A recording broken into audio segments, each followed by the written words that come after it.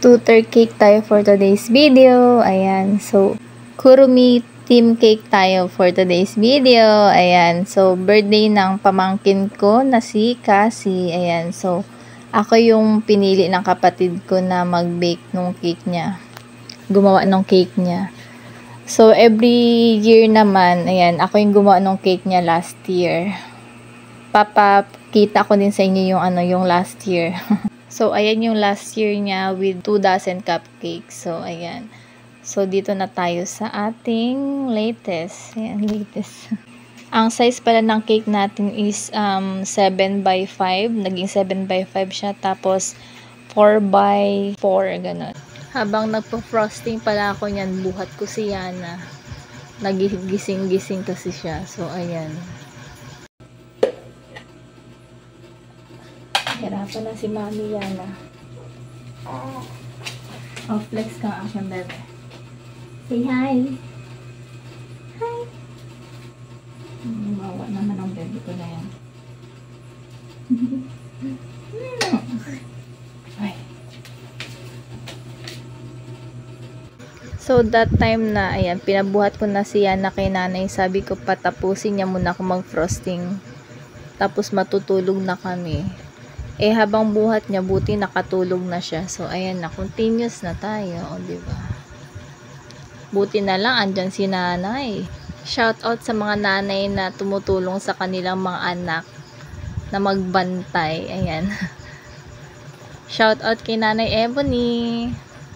So, yan, continuous lang natin na pakinisin ng ating first year. Medyo hirap pa tayong pakinisin, pero masasanay din tayo. Ayan, so, second year na tayo. Bala kong bumili nung scraper para mas madali tayong magpakinis.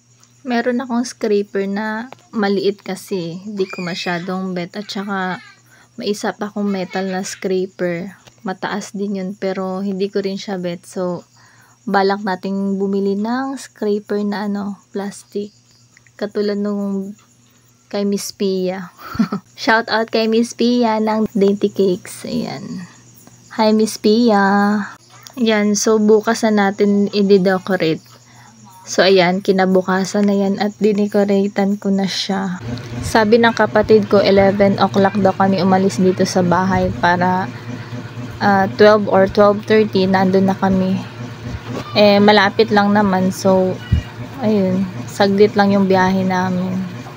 Siguro mga 11:30 na andun na kami. So, ayan, dapat yung ilalagay ko printed topper. Pero, mas okay yung yung toy. Mas malaki kasi yung printed topper eh. So, toy sa lang yung nilagay ko. At nung natapos na yung cake, sinend ko sa kapatid ko at ito yung reaction niya. O, diba? Napa-wow. Ganda daw, sabi niya. Hindi lang maganda, masarap pa. Hindi ko lang na screenshot yung comment niya. Ewan ko, hindi ko na makita kung nasaan na yun. So, ayan. Sa mga gustong umorder, mag-PM lang kayo sa akin. Yung FB page ko is Tris Maria's Kitchen. Tapos yung personal FB ko is Hanilyn Ramos Wayan. Ayan. Paki-like and follow na rin, guys. Mga moms, mga sis and bro. Yan, para sulit. Pati na din yung YouTube channel ko. Handray Vlog. Ayan. Diyan ko ina-upload yung mga kay baby. Ayan, sa mga cake vlog ko. Sa mga happenings in life. So, tapos na ang ating finished product. Mag-picture muna tayo at mag-deliver.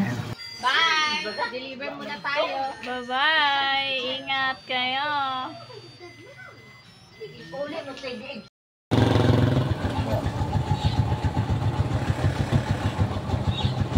Satay.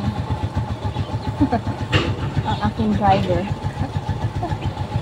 Hatid kaming cake. So, ayan na at nakadating na kami sa school na aking pamangkin. Si tatay yung taga-video ko niyan. Sabi ko, tay, videohan mo ako. Kita-kita ang ating kaseksihan dyan. Char! Sabi ko, cake yung videohan niya. O, diba? Hinahanap pa namin yung kapatid ko niyan eh. Hindi pa siya nagpapakita. So, sabi ko, upo muna ako dito. Sabi ko, hintay na lang natin siya dito. Kasi siya yung lalabas. Hindi namin alam kung saan dadalhin eh. So, while waiting sa aking kapatid at mag-picture muna tayo. So, ayan. Pek! At ayan palang ating birthday celebrant. Happy birthday, Ate Cassie!